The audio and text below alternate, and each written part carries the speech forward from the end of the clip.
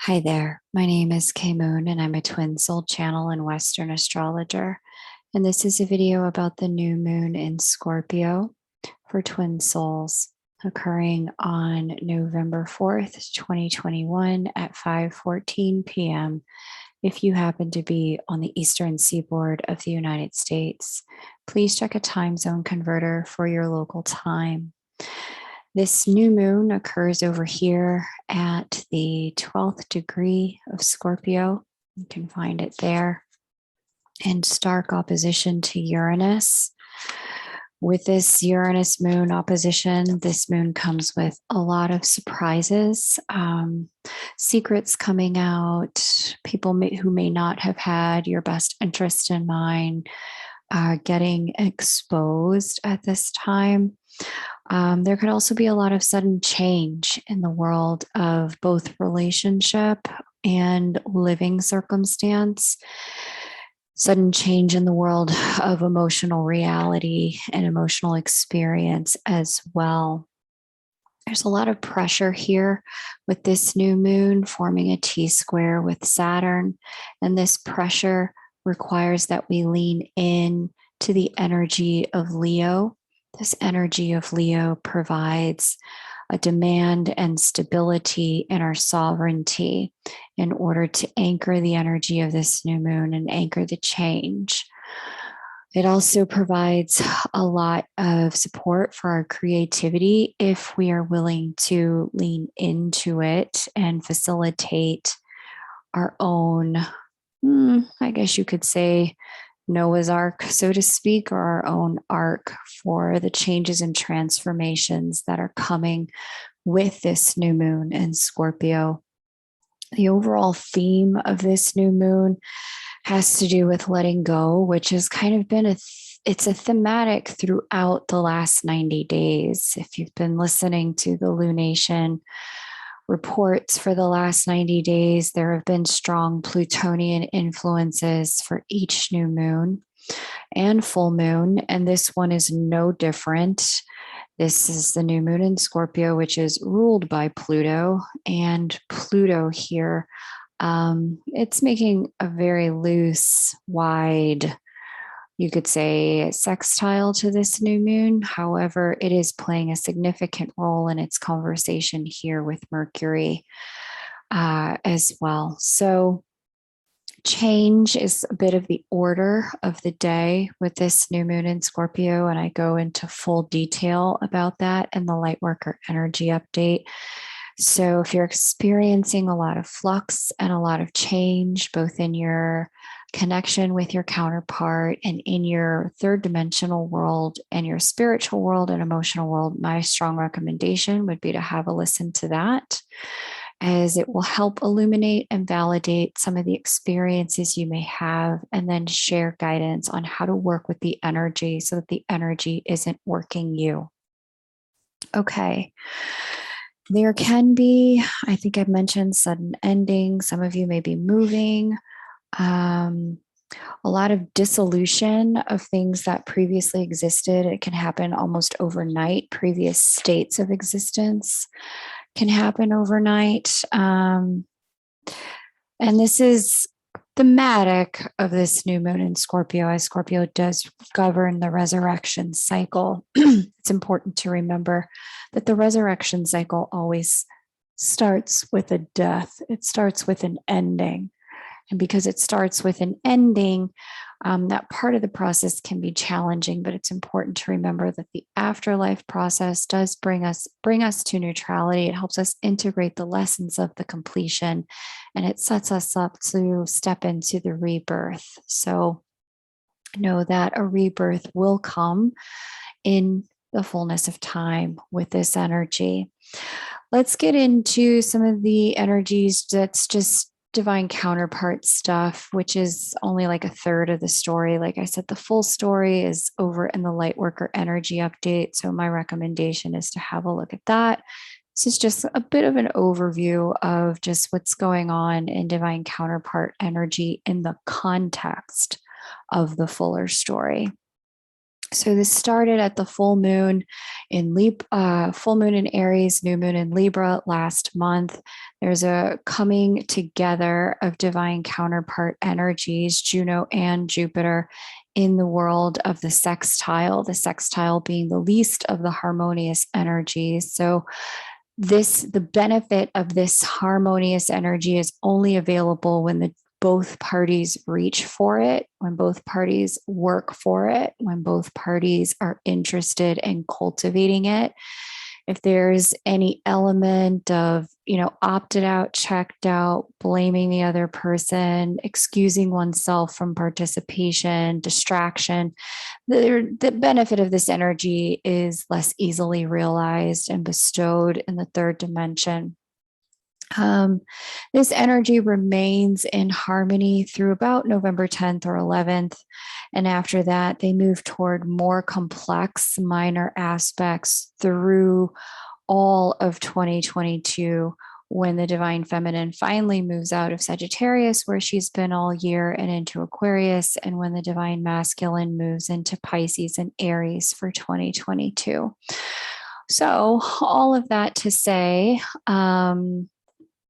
during this period of time, there can be a few different things going on with them in harmony. I do know that many of you have come into union states at some point in 2021, either at the beginning, maybe sometime in the middle, or the end.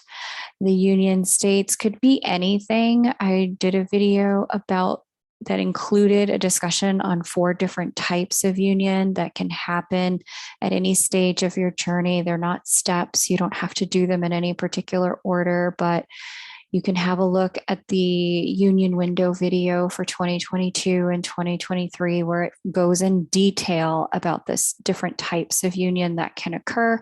So you may be finding that one of these types of union is unfolding for you at this time, only one of them being something going on in the third dimension between yourself and counterpart. The other 3 are other types of union. But this right here would be indicative of perhaps something moving forward in the third dimension between divine counterparts, if that is aligned for where you and your counterpart are in your growth at this point in your journey. This is further amplified by the positioning here of Venus, who's acting like a magnet when she sits with Juno. She brings magnetic energy to Juno and illuminates Juno, adds to Juno's pull, really kind of drawing divine masculine energy toward her. There's also soulmate masculine energy also pulling toward her as well. So there may be, in a very mundane way, some people who identify exclusively in divine feminine energy. We all know we have both, but I have noticed that some prefer to say, no, I am a divine feminine and they are a divine masculine. If you're exploring the polarity at this time, which is fine, everyone does at different points in the journey, you may find that there are 2 masculine energies circling you at this time. Likewise, in the divine masculine energetic field, speaking to both the soulmate Venus and the divine counterpart Juno, both in sextile, the masculine energy, again, if you are exploring polarity and identifying in polaric energy, you may find that there are 2 feminine energies circling in your world at this time. This would be indicative of some level of choice being required for both counterparts. Do we want to explore together? Are we doing some sort of poly situation, open relationship circumstance? Are we advancing things with our soulmates at this time? Are we completing things with soulmates at this time? There are choices to be made. And I've mentioned this in the last 2 lunations. Like I said, full moon in Libra, full moon in Aries, new moon in Libra. There were choices incumbent upon divine counterparts about what direction they would be moving in as we enter into this union window. So hopefully you've been able to make those choices in ways that really serve the heart of love and what you've learned about love inside of your divine counterpart connection.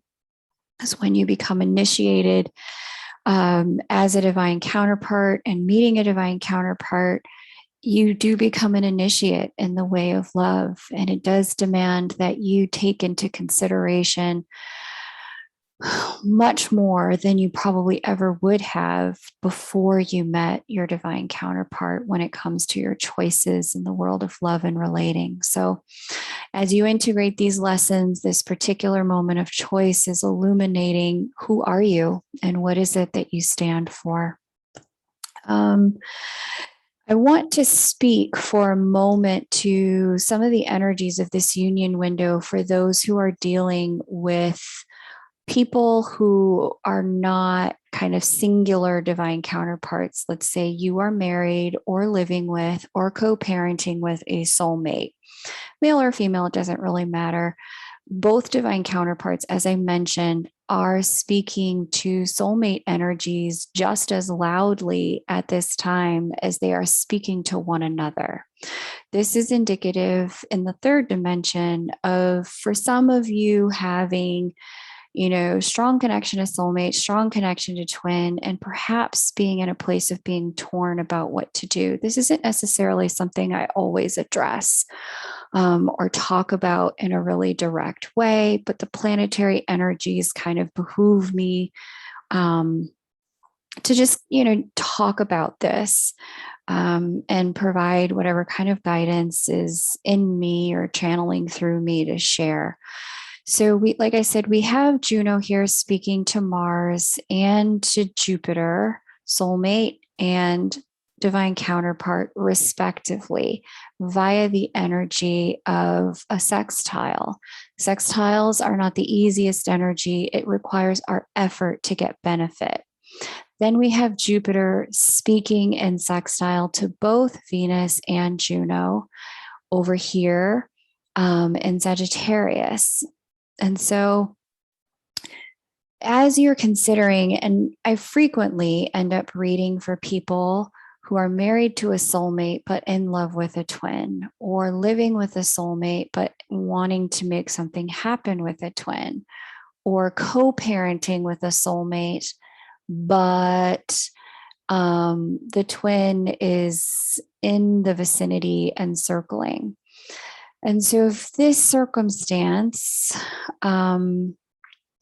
is something that you're dealing with and have been dealing with, and you're in the process of thinking to yourself, this union window energy is coming up. I'm already feeling a deeper, stronger pull to my counterpart, but I am in connection with the soulmate.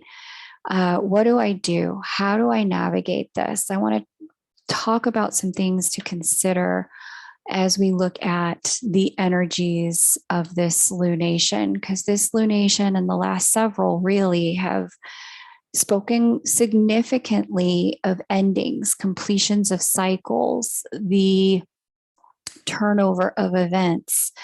And so for some, that's been the ending of you and counterpart being just friends and stepping into something happening in the third dimension. For others, it's been the close of a cycle of being together in the third dimension and now a cycle of learning separate.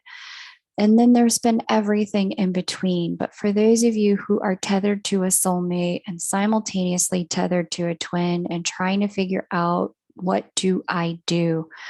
As I was sitting with my guides, kind of preparing for this session, they reminded me that there really are kind of 4 reasons for a relationship to complete. The first is that the relationship could just be a bad match, meaning you and the person are not compatible.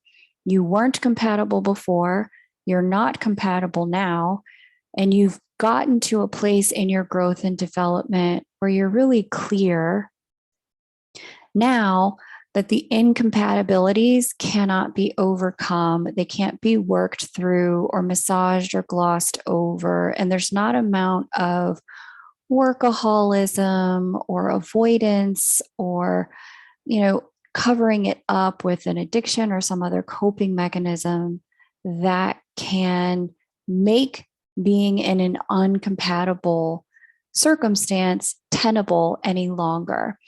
And so when there's just a mismatch, like we just don't fit together, that's a really good reason to, if you've been initiated in the way of love, to say, you know what, I feel a particular type of love that I wish everyone could experience on planet Earth, including this person I'm attached to. I set you free to find a love like this for yourself. It's a beautiful thing in the spirit to say, I relinquish my attachment so that you may find a love that will transform you as I have been so transformed. So bad match is one reason, like it's just a mismatch. It was incompatible before, and the incompatibilities are now even louder because you're more evolved, you're more in union with yourself, you're clearer about who you are and who you are not. You're no longer splitting yourself in order to be attached. The second reason you might find a relationship needs to end and you might want to consider is that it's just run its course. You've grown in all the ways that you could grow. You two have served each other in all the ways you could and would have served each other in this lifetime. And the heart pull is no longer there. The heart pull, which is very different than attachment, the heart pull, the love feeling, is the sensation that guides us to where we're meant to be in work, in our passions and our fulfillments of our leadership here on planet Earth, and in our love relationships. Sometimes in a relationship, nothing is wrong, but the love subsides, it transforms, it moves out of a romantic love and into a fondness and friendship and appreciation. And in centuries and generations prior, it would have been completely unacceptable to complete a relationship for that reason.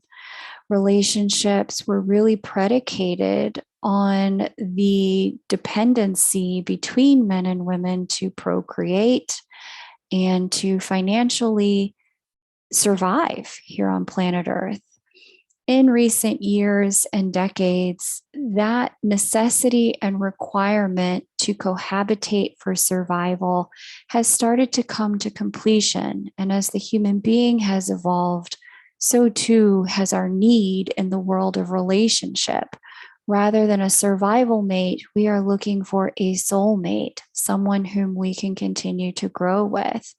And the heart pull is our heart desire, and our heart pull is what lets us know I am still on the path of learning and growth, or I have learned what we have done what we came to do together, and now we can move into service in the next evolution. Something doesn't have to be wrong. They don't have to beat us up. We don't have to set their car on fire. We don't have to burn the bridge in order to cross it.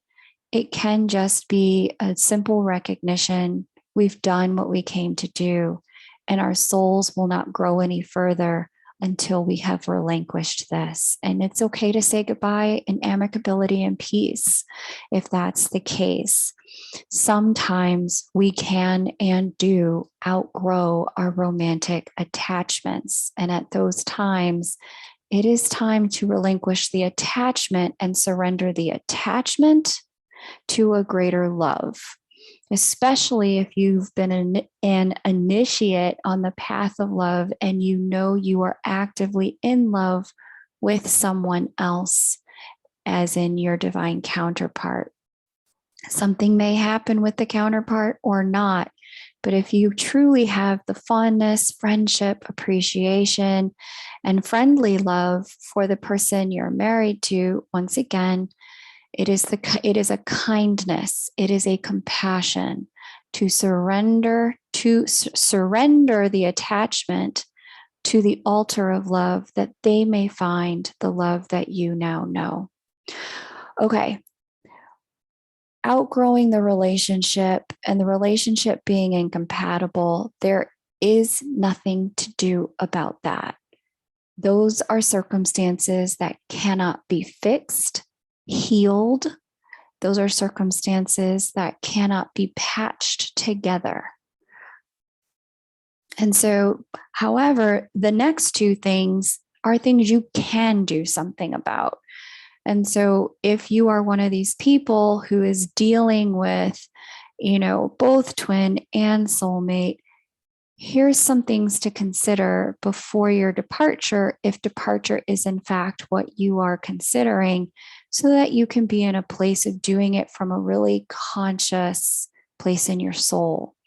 The first is a relationship can feel like it's run its course because one or both people lack the tools to facilitate the relationship's growth and continuance, meaning there's a lack of communication skill. There's a lack of facility with vulnerability and transparency. There is a lack of skill with conflict resolution. There could be a lack of skill with sex and intimacy and know-how with the physical human body that typically starts with ourselves before another person, right? All of these things can make it possible for a relationship to feel done when, in fact, if we take that same lack of skill into another relationship without resolving it where we are first, we just will repeat the pattern. And for those of you who have known twin soul separation, divine connection separation, there's no greater heartbreak than loving someone with your whole being and knowing you lack the skill set to make things work.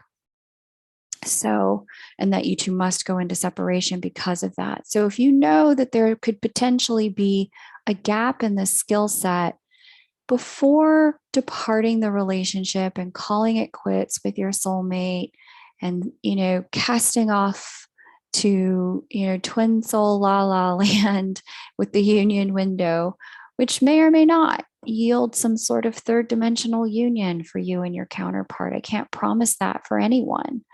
It's really imperative to take a look at self first and really give ourselves the assessment. Have I done everything that I could do? Have I learned everything that I could learn? Have I examined the gaps in my skill set in the world of relationship? And have I given this 110%?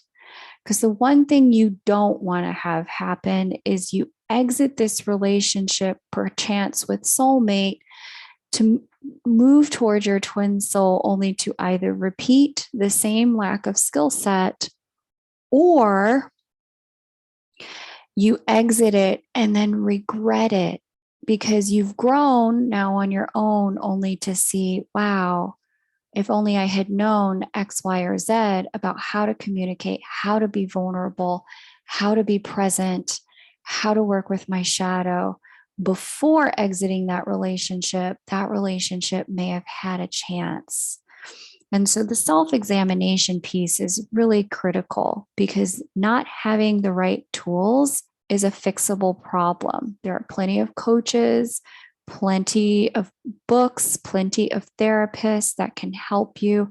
I've had several of them on this channel. I mention them all the time.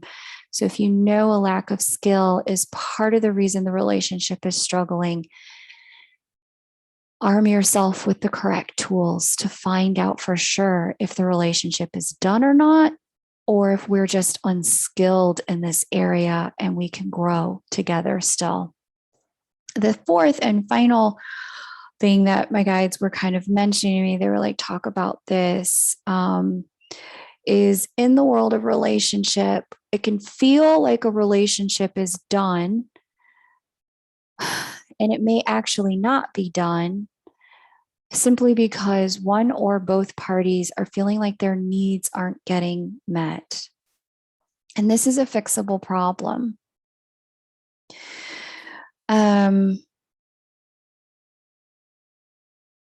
when our needs aren't getting met from our partner, most often the first step is to figure out, is there a hole in our cup such that no matter how they fill it, no matter what they give to us, it's just never going to be enough, because that can make us feel like, number one, like it's just incompatible, like we just don't match. But really, what can be going on instead of a bad match or incompatibility is that we have a hole in our cup and they just can't fill it because we didn't take the time to examine the wound, plug the hole, and fill it ourselves first. When we are asking other people to fill us up, to rescue us, when we, don't really know how to fulfill our needs, or to validate us by needing us because we don't have a way to fulfill our need for significance in our life. When we move into those interlocking patterns of woundedness, relationships can become bogged down, stale with attachment and looping cycles, painful cycles of arguments and you never do this and blame and guilt and shame. And it can make us think that the connection is a bad match, when really what's going on is, instead of us fulfilling our needs, each of us are allowing each other to connect around interlocking wounding patterns. And so that final one, needs not getting met, really behooves us to take a look. Okay, let's just say I left this relationship, and if we can just copy, like delete and then copy paste twin, like delete soulmate, copy paste twin. And now let's say with twin, the dynamic is exactly the same. Nothing has changed. It's the same dynamic. What would that reveal to us about what our true need really is? That's the question we have to ask ourselves in order to come to clarity about what the needs are. Sometimes we can project onto twin all this longing, all this desire, all this deep need for their presence, but really what's underneath that is the ways in which our wounds and our needs need our own attention first. And it wouldn't matter if it was twin or soulmate in the position of other, we would feel the exact same if we didn't handle that first. So I know I talk about it all the time. I sound like a broken record. Thais Gibson has some great courses on the world of needs and figuring out what your needs are in the world of communication, and figuring out how to solve communication issues and getting tools for your relationship. So I highly recommend her. I highly recommend the Gottmans. They're the psychology authors of the 7 Principles for Making Marriage Work. I interviewed last year a trained Gottman psychotherapist. You can check her out. Her interview is on the channel. If you know that you're in the process of figuring out, do I stay or do I go with soulmate versus twin, and you're in your head looping about it, which this Nessus energy lends to this particular new moon in Scorpio, a bit of an OCD kind of looping, obsessive thinking, then my strong recommendation would be to have a look at some of the work from coaches and psychotherapists around you to help you understand what's underneath the questioning, so you can figure out, is this just incompatible? Did I outgrow this? Is there a lack of tools here, or are there a lack of my needs getting met? Like I said, the last two are fixable. But when it comes to the first two, those two aren't. If it's just like, look, we just don't fit, we're incompatible, there's no love here, and I've outgrown this relationship, but I'm dragging it like an albatross, thinking I need to stay in it. It's not the case, and it's actually not loving to do so. being attached to a relationship that has run its course can really become toxic, especially when we keep trying with tools like therapy or more, but deep down we know in our hearts and in our that our feelings have changed. We no longer desire the same thing. That leads people on, and it lets them feel a hope, and it prolongs them feeling like a failure. Ultimately, in the end, when nothing works and you finally decide to let it go, you can let go without letting that person feel like an ongoing failure by having the courage to confront that the relationship has run its course. That takes heart, and it takes self-love, which is a significant piece of the energy of this T-square here, with Uranus opposite this new moon and Saturn in T-square to it. Courage, the Leonine energy, is what we're asked to lean into. The fondness, of course, will always be there, but at some point, we really have to be willing to face the answer to the question, is fondness and appreciation enough when we know that our heart is definitively elsewhere? Is that kind? Is that loving? And can we live with our heart in one place and our body in another? Can we live a dual split reality? Is that kind? Is that loving to ourselves? Lack of tools can also create a negative downward spiral, that kind of toxic energy. When we don't have correct tools, we can run down the emotional bank account and erode goodwill, erode trust, erode generosity in a relationship. And these can be gotten back, but it can take a while. And it can also take committed effort on both parts. A lack of tools can make us feel like we get into gridlock with our partners. And it can make us, like I said, believe that they're a bad match, but they could actually be a great match. We just have wounding or communication issues to work out, or new needs that have evolved and developed. As we grow, our needs change, and we might have some new needs that require acknowledgement in our lived day-to-day lives from ourselves first before they can be integrated and acknowledged in the relationship. I think it goes without saying that being, attached and dragging around something incompatible is just toxic. It's not kind or loving to you or them. And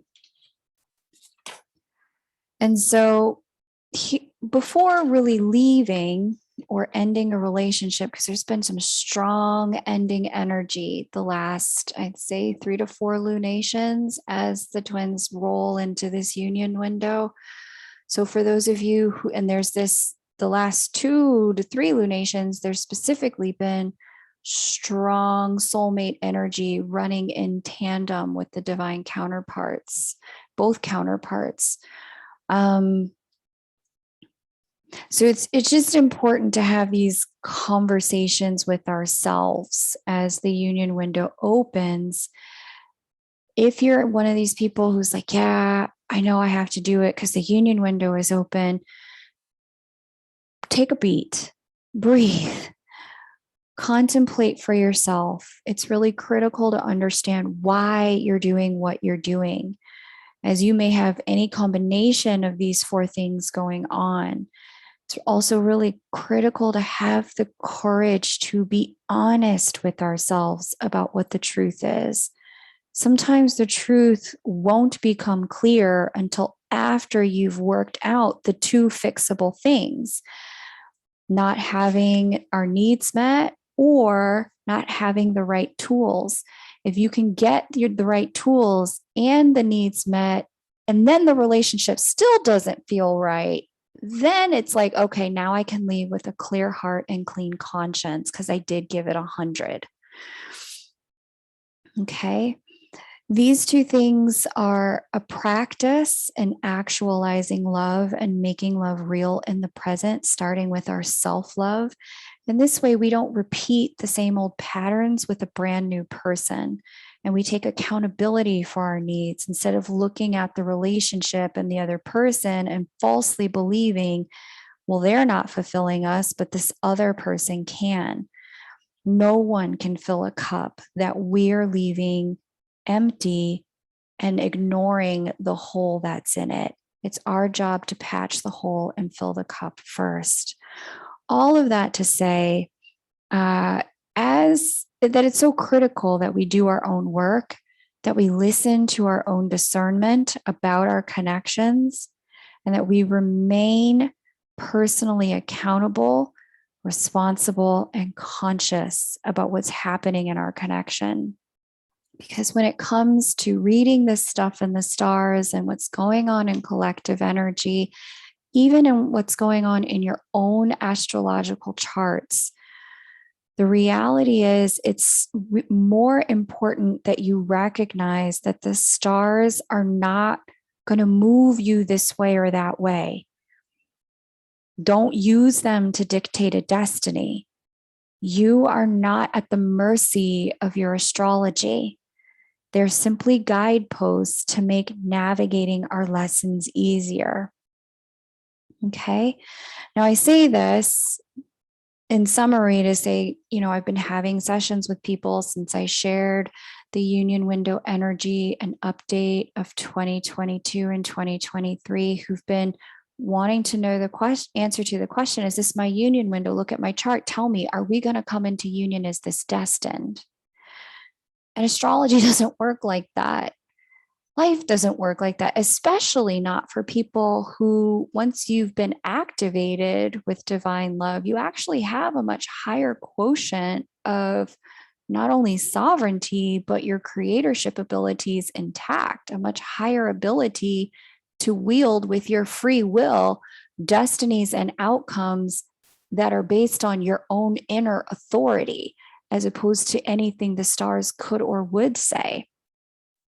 What I can tell you in a reading is, and what the stars can tell you in these general updates, is how to work with the energy as it presents in your chart, how to understand and have compassion for your journey and for theirs. Hard truths may come out in a session, but there can't be connection in the third dimension without that. I can give you, and any reader really can only ever give you, information that helps support and facilitate your interconnection with the divine and intuition. So if you're hoping to outsource your intuition to me when you come to a reading and you want me to tell you this is what it is and this is what it isn't, you want me to be the authority on your circumstance, or anyone else to be the authority on your circumstance, this is largely undermining to your own connection with source and your own intuition about your connection. And this treats readings a bit more like spiritual junk food. You might get a sugar high, but the crash is inevitable. You might not get a sugar high at all. It might just make your stomach and your head hurt. So when you approach a reading with me or with anyone, approach it with a desire to seek understanding about how to be more masterful in your connection with soulmate, with twin, with self, with the divine, rather than for someone else to dictate a destiny or abdicate your spiritual authority over your own life and connection. All of that to say, my peoples, the calendar is open. If you want to talk to me after all of that, then yeah, I'm happy to read for you. But I don't do what I do for the money or to get you to depend on me. I do what I do so that you can find your way into your own intuition. Hopefully what I'm sharing in sessions with you isn't making headlines. Hopefully I'm validating things you already know, because you're that in tune with yourself and the energies that have been moving through your life. All of that to say, you can book me over at kmoonastro.com. The December calendar is open. These are the last sessions we'll have in 2022. they will go quickly. Let's talk about what the individual divine counterparts are doing, shall we? I always like to start with the divine feminine, and here she is inside of Sagittarius. All right. Let me just see. Divine feminine energy at this moment in time, no matter what kind of physical form you incarnated into or transitioned into, divine feminine energy at this time is extremely magnetic, with Venus speaking here to Juno, in the way that she is. And because of the way she's also having a sextile conversation with Mars, motivation, creation goddess, manifestation energy, and Mercury, thought and word, because she's having a harmonious conversation with these three as well. What's interesting is that divine feminine words pack a huge punch right now. So it's really important to speak kindly and compassionately to ourselves, and also speak truthfully in this energy, whereby your voice in the etheric realm under other planetary influences might carry, up to, I don't know, 3 people around you. Your voice spoken at the same level now carries and speaks to 30 people around you. It is an extraordinarily powerful time for divine feminine co-creation with source, the divine, and the field of conscious mind that we all swim in. Hugely powerful time for prayer, powerful time for your scripting, for your visualizations, powerful time to use the 5th dimension to call in alignment with dimension 7, 8, 9. Use the 5th dimension to step into your mastery. Use it as a bridge to cultivate your alignment with highest possible outcomes for both yourself and your counterpart. Okay. Interestingly enough, the cautionary energy here, especially because of the way Pluto is speaking to Mercury as well, Pluto being an energy of destruction, that resurrection cycle, it can be possible at this time to speak with too much force with words. So really use all of your good communication skills, speak vulnerably, speak from the heart. It's a great time to reveal your heart. You will be heard in a different way at this time. And to use the energy of the lunation to really get control of your consciousness and fears before we speak, lest our communication come out with manipulation and blame and guilt tripping, because it's coming from a place of fear-basedness. If you know your fears are running wild and you're in a blamey energy, this is the kind of moment where it might be best to say nothing than to say anything at all. This is also the kind of energy where, if you've got a vent, really set up your protective screens around you for your venting session. Like, I command everything that comes out of me and through me to be transmuted to love, and that all of it only goes to the full creation of alignment with my higher energies and nothing else. Use cancel as you need to. Be masterful with your words and the way you command the space around your words. The quantum field is always listening.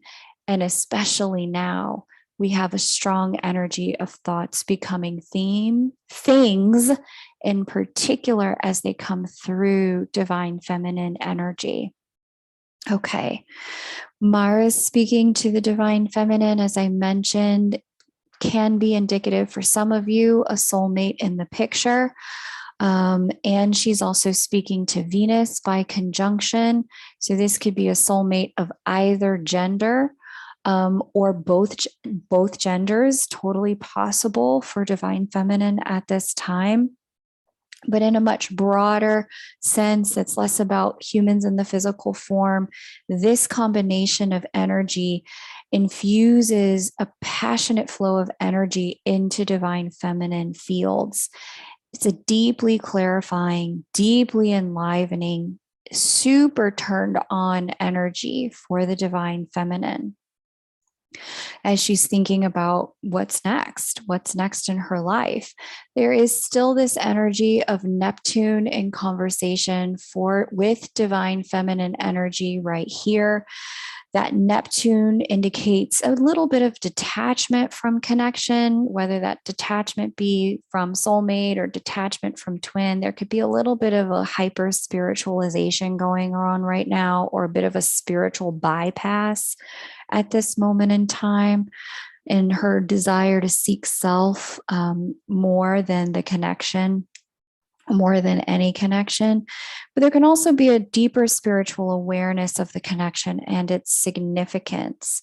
It's important at this time to pay attention to your dreams. She, like the divine masculine, is still speaking in harmony to Eris, Eris, at this time. And this is a good thing. There's a mirroring energy between the two of them as he is speaking to Eris as well.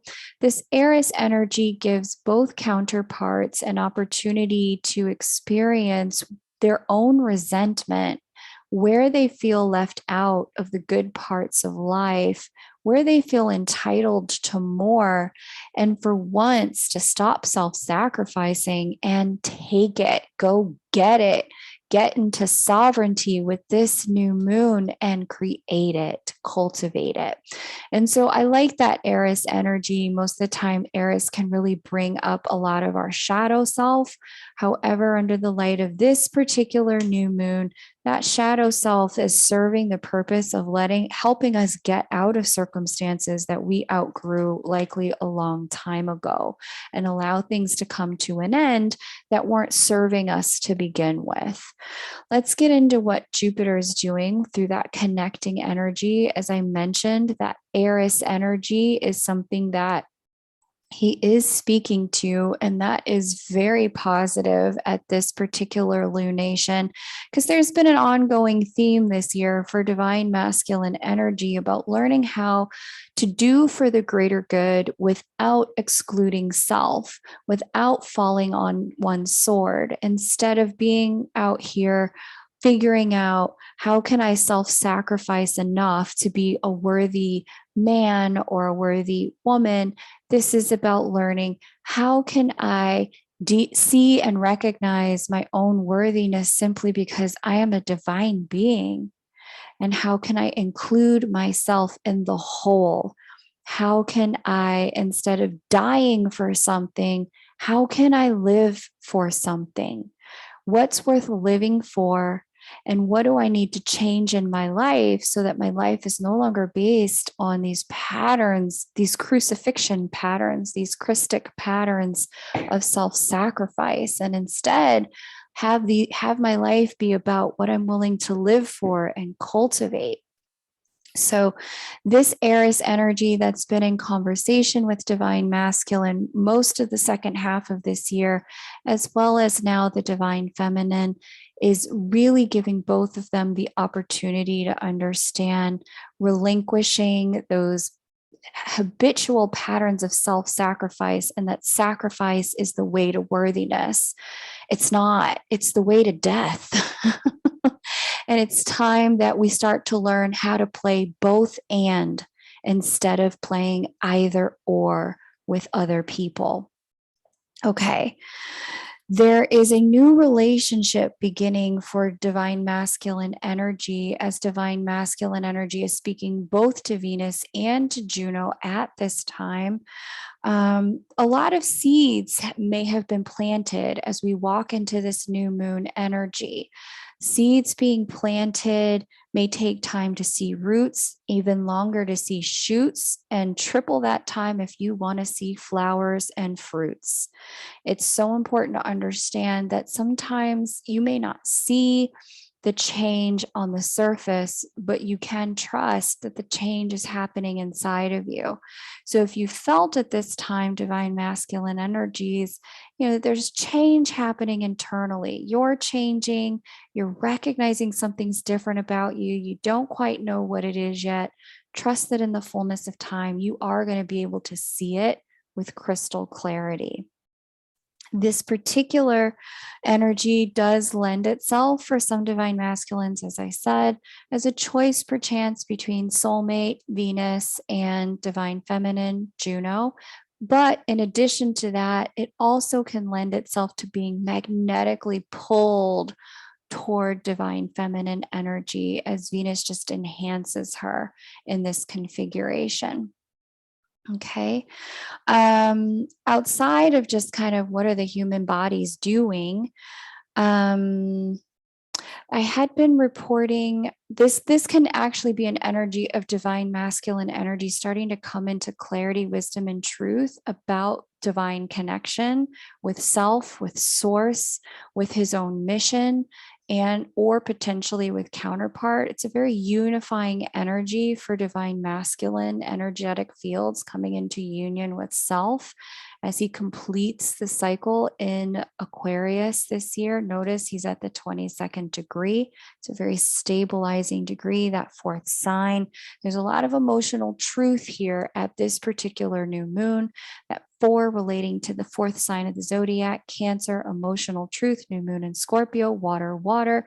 There's a flooding of emotional energy into divine masculine energetic fields, raining a lot of truth into the energy fields at this time, bringing a lot of clarification into divine masculine energetic fields at this time.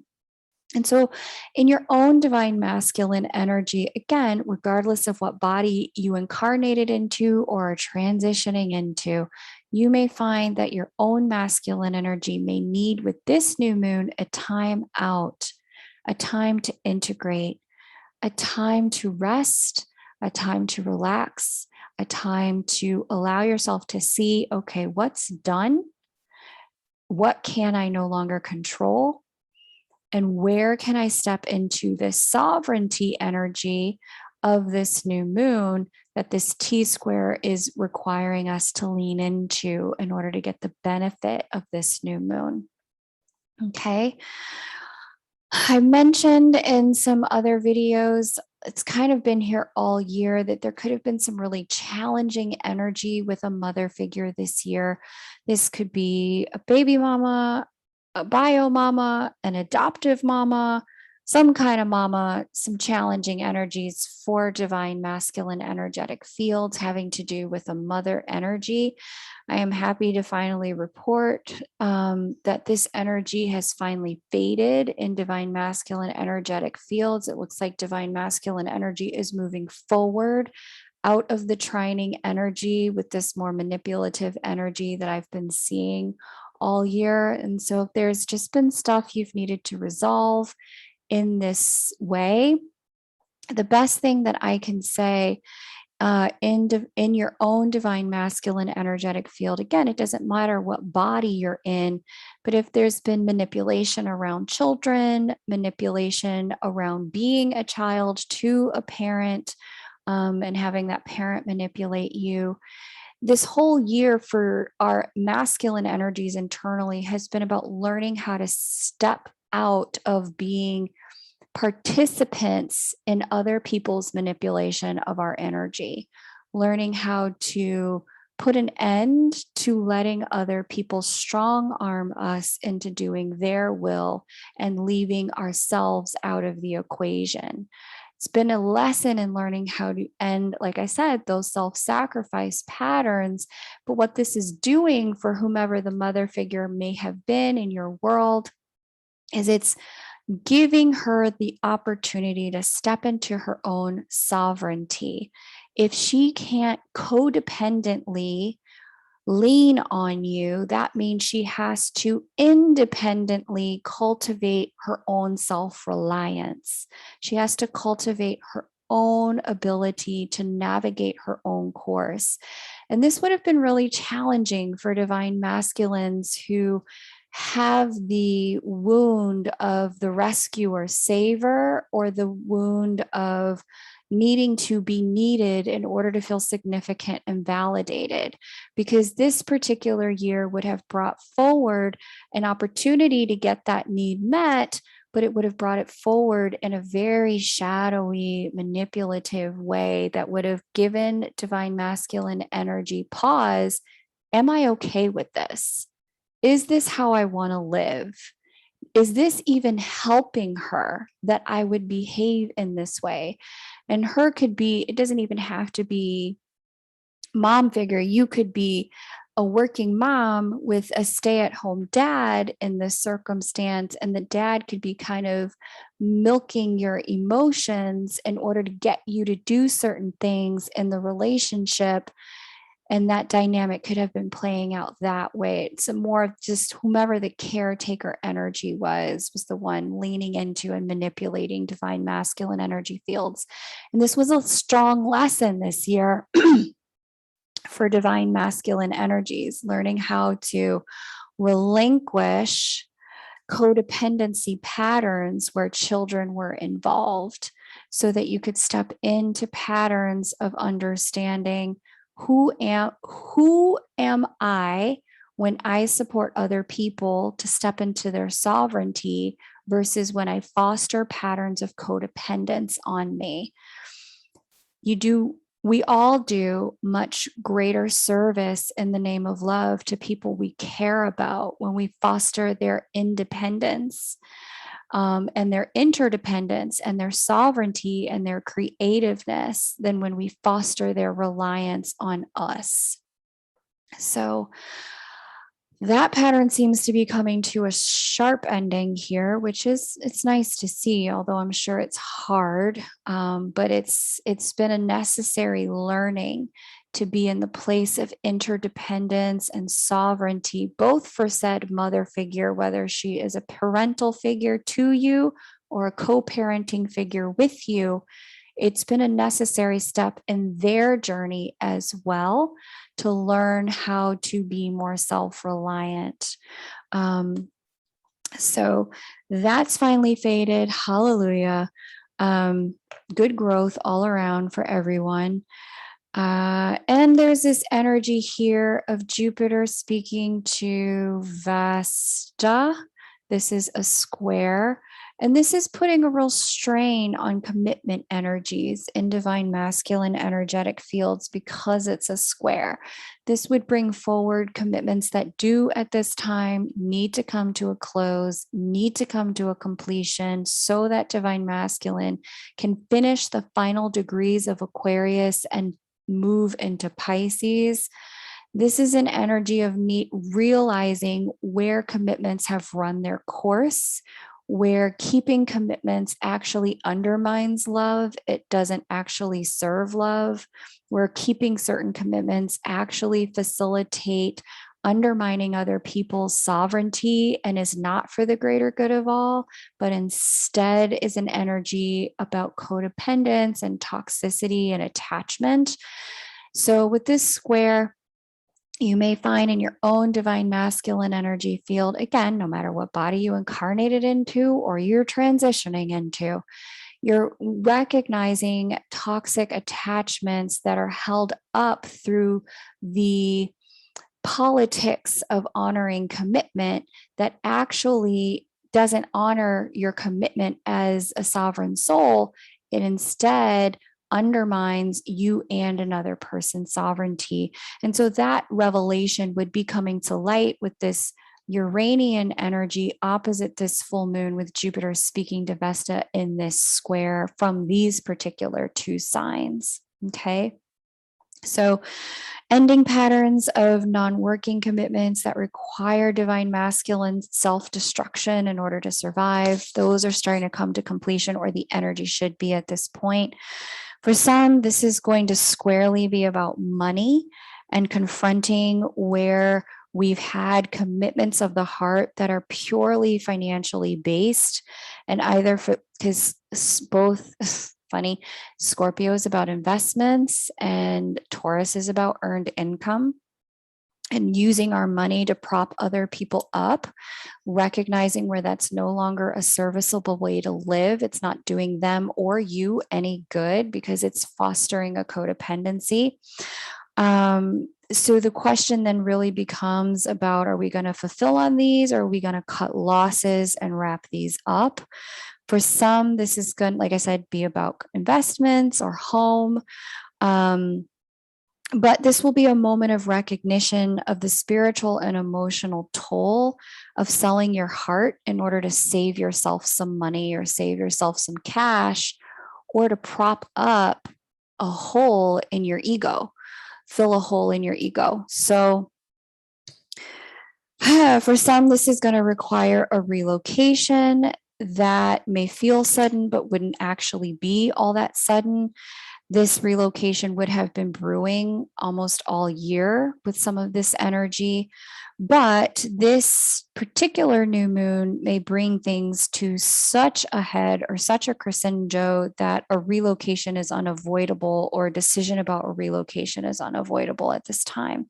If this is the case, it's just really important to trust that however this is unfolding, it's ultimately in service of the greater mission of leadership through love, even if you can't see it now, and our own greater learning about love, even if it doesn't feel that way right now. So, if any of this was resonant for you in your life circumstance, I encourage you to go ahead and subscribe. If you're new here, forward it to a friend if this is what they're going through. And if you'd like to have me look at your chart before we close the year, December is open, limited sessions due to the holiday season. But this would be the last opportunity to have me look at your year upcoming before it begins, and the circumstances as they stand as we close out 2021. Thanks so much for liking, subscribing, watching, and sharing. It's an honor to do this for you each new and full moon. And I will see you here in another 2 weeks. Take great care. Bye for now.